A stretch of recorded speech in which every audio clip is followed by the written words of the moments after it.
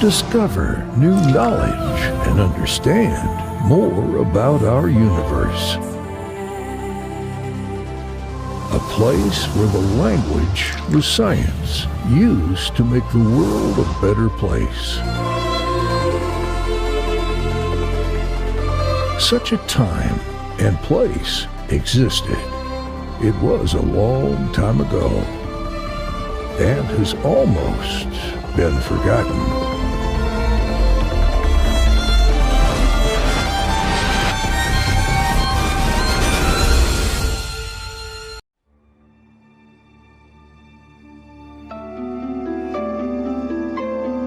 Ibn Battuta embodies the universal spirit of humankind to explore, learn, document and teach. Born in 1304 in the Moroccan city of Tangier, he set out to perform his Hajj as a young man of 21. From Mecca, he embarked on a journey that took him, over a span of 25 years, to all the major centers of world culture. Undoubtedly, one of the greatest travelers the world has known, Ibn Battuta belongs to a select group of explorers like Fah-yen, China, 6th century, Ibn Jubayr, Spain, 12th century, and Marco Polo, Venice, 13th century. The historical importance of Ibn Battuta lies in his Rehla, which provides a snapshot of the Islamic world, as it existed in the first half of the 14th century and its relationships with the other centers of global and regional power. Ibn Battuta personally met some of the major figures who have left their imprint on history, including Ibn Khaldun of the Maghrib, Ibn Taymiyah of Syria, Sultan Abu Saeed of Persia-Iraq, Sultan Nuruddin Ali of East Africa, Sultan Orkhan of the Ottoman Empire, Sultan Muhammed bin Tughlaq of India, Sultan Zahir of Indonesia, Emperor Toghun Timur of China, Mansa Sulaiman of Mali, and some of the most prominent Sufi sheikhs of the era. His impressions of these men provide invaluable information about the movers and shakers of the era. His observations on the customs, values and institutions of the societies he visited provide a first-hand account of the unity as well as the cultural diversity in the Muslim world as it existed at that time. In the first half of the 14th century, the world was in relative peace. The Crusades had ended and the Mongol slaughters were a thing of the past. In the Maghrib, there existed a balance of power between the Muslims and the Christians. The Al-Muhaddith dynasty in the Maghrib had broken up and its place taken by four separate powers, the Marinids of Morocco, Wadids of Algeria, Hafsids of Tunisia and the Nasirids of Granada. There was relative quiet between these sultanates and the Christian kingdoms of Castile and Aragon. This equilibrium allowed the Straits of Gibraltar to be open to shipping, and Venetian and Genoese vessels were able to cross the straits and trade with the western shores of France and England. The prosperous city-states of Italy experienced the first wave of the Renaissance. Egypt, Syria and Hejaz were under the Mamluks of Egypt, who had earned the respect of the Islamic world by their victory over the Mongols. Moreover, after the destruction of Baghdad, Cairo had become the seat of the Caliphate. Cairo and Damascus became world-class cities due to their trade with India and China through Yemen. Persia was back in the fold of Islam and there began tremendous reconstruction works in Persia, Iraq and Khorasan. The Silk Road to China was reopened. The Ottoman Turks were continuing their relentless advance into Europe, while the Byzantine emperors tried to contain them through treaties and marriage ties. In India and Pakistan, the rich and powerful Tughlaq dynasty ruled, heir to the mighty Khiljis who had left a consolidated subcontinent under the military-political control of Delhi. Islam had entered Malaysia and Indonesia, and the Sultanate of Aceh eagerly sought scholars and jurists who were fleeing the Mongol devastations of the previous century. China was still ruled by the Mongol dynasty, which had brought the northern and southern halves of China under one flag. West Africa witnessed the great Mali Empire at its zenith. The cement that held this far-flung Islamic world together was the Sharia. Ibn Battuta was trained in the Sharia and its application in the Maliki school of fiqh. As such, he carried the credentials of a Qadi that was to serve him well in a world that was at relative peace with itself under the umbrella of a Sunni vision of Islam. Second only to the law, as a universal binding force, was the Arabic language. Even in the eastern parts of the Islamic world wherein Farsi was the literary language, Arabic enjoyed a unique place as the language of the Quran and Hadith and as the medium of transmission of the law. The law and the language were the universal forces that held the Muslims together, even as they fought amongst themselves and with non-Muslims for power and position. Political power and the mastery of the great land mass extending from Mauritania to Bengal gave them control of the trade routes linking the principal seats of civilization, namely China, India, Persia, Egypt, Italy and West Africa. This vast network of trade routes was jealously guarded and protected by the regional monarchs who knew that their own prosperity depended on international trade. A traveler could move from Mali to Delhi without leaving the familiar religious and linguistic framework of the Muslims.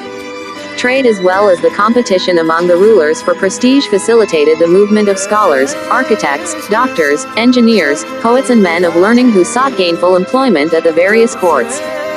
This movement provided a powerful engine for the spread of knowledge and the diffusion of faith. The beneficiaries were the peripheral territories that had recently come under the political sway of Islam. These territories included India and Pakistan, Indonesia, Malaysia, Turkey and West Africa. It was during this period that the technology of gunpowder moved from China to West Asia and from there to Europe. The 14th century transformed the Islamic landscape and shifted the center of gravity of Islam from its traditional Arab-Persian heartland to the regions that hold the largest number of believers today: Indonesia, Pakistan, India, Bangladesh and Nigeria. The importance of the external links provided by the divine law, the Arabic language and trade routes is obvious.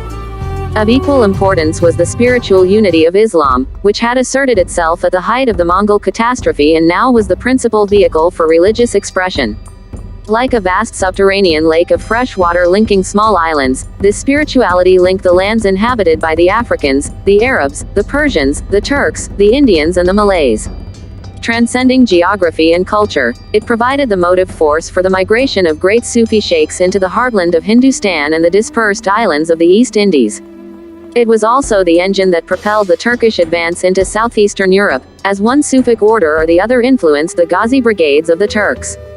The Chishtiya order had penetrated the jungles of central India, and Malam's Arabic Mu'allim, meaning religious teachers, traversed the African grasslands carrying with them not just water bags to quench bodily thirst but the universal spirituality of Islam to quench the spiritual thirst of all human beings.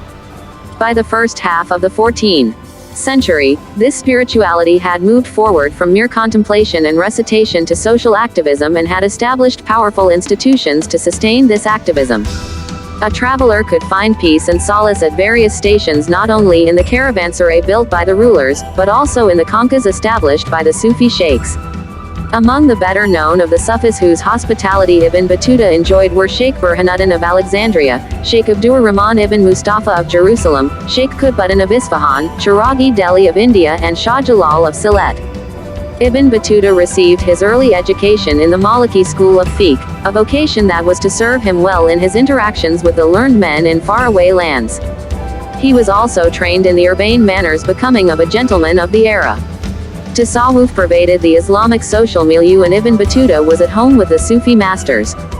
Indeed, Ibn Battuta personified the new Muslim personality, imbibed with Sufi spirituality, which was fully integrated with the rules and regulations of the Sharia. Ibn Battuta, as a native of Morocco, was fluent in the language. Familiarity with Arabic ensured that he would find companionship with the Qadis, ulema and the Sufis who formed the literary and spiritual elite of Islam.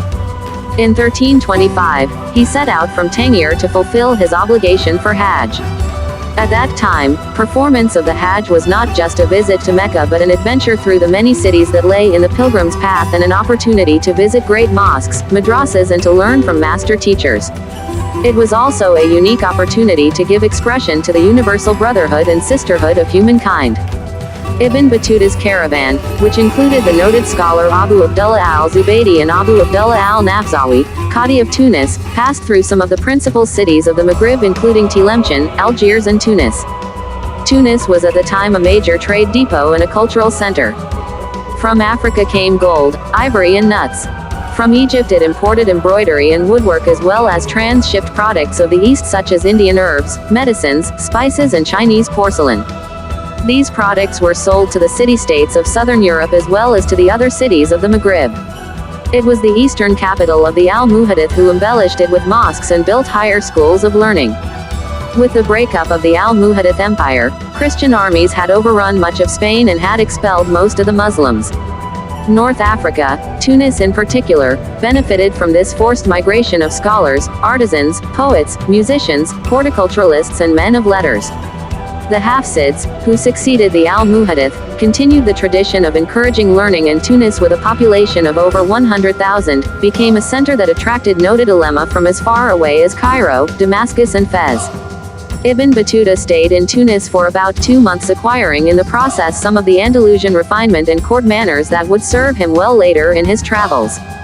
From Tunis, the caravan traversed the harsh Libyan desert until it arrived at the city of Alexandria.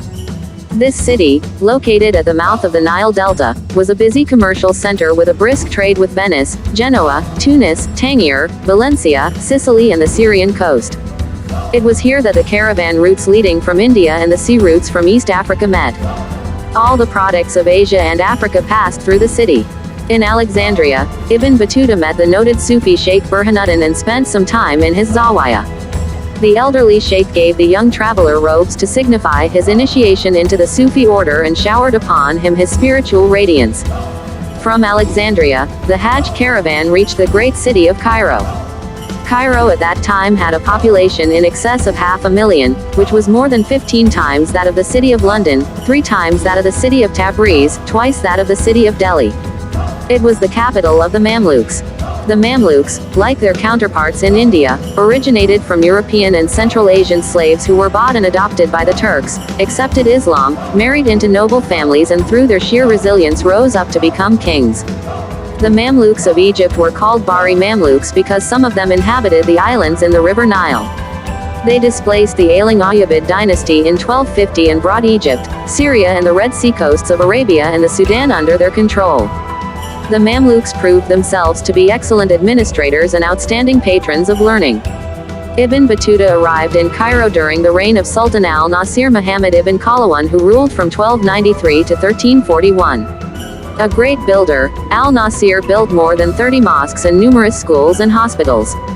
The great mosque of Ibn Khaldun still stands in the old city of Cairo.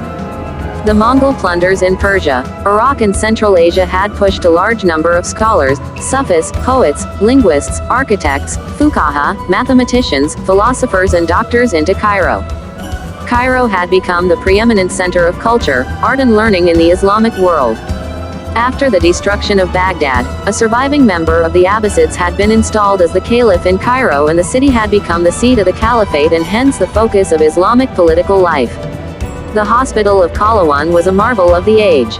It contained more than 300 wards for patients and was equipped with the most advanced surgical tools of the era. The hospital was well staffed with doctors, surgeons and attendants. There were lecture rooms, baths, libraries and dispensaries attached to the building. Recitations from the Quran soothed the soul. Music was played to help the healing process. Treatment was free. Rich and poor were treated alike. Madrasas were attached to the mosques. The concept of a mosque madrasa grew out of Masjid al-Nabawi, the mosque of the Prophet, in Medina. The idea found patronage at the highest level during the intense rivalry between the Fatimids and the Abbasids. Both Cairo and Baghdad became great centers of learning. Al-Azhar grew in Cairo and the Nizamiya College flourished in Baghdad. The example of these two capital cities was copied by the provincial centers of Merv, Nishapur, Bukhara, Samarkand, Damascus, Fez, Timbuktu and Cordoba, second capital of the Mamluks, and was a great city in its own right. During the struggle between the Mamluks and the Khans of Persia-Iraq, Damascus had suffered. With the onset of peace between the two dynasties in 1315, the city had regained its former preeminence as a pivotal station in the trade routes linking Egypt and North Africa to the Black Sea, Persia, China and India. It had a population of over 250,000 and was known for its high-quality steel, called Damascus steel, which was valued and sought after the world over. The trade in iron and its processing provides one illustration of how Islam had welded together the old world into a single trading bloc. Iron ore was exported from East Africa to Gujarat in India, where it was smelted into pig iron and re-exported to Syria. In Damascus, it was re-smelted, alloyed and formed into steel, using a process that was only rediscovered in the 1960s and is referred to as superplasticity.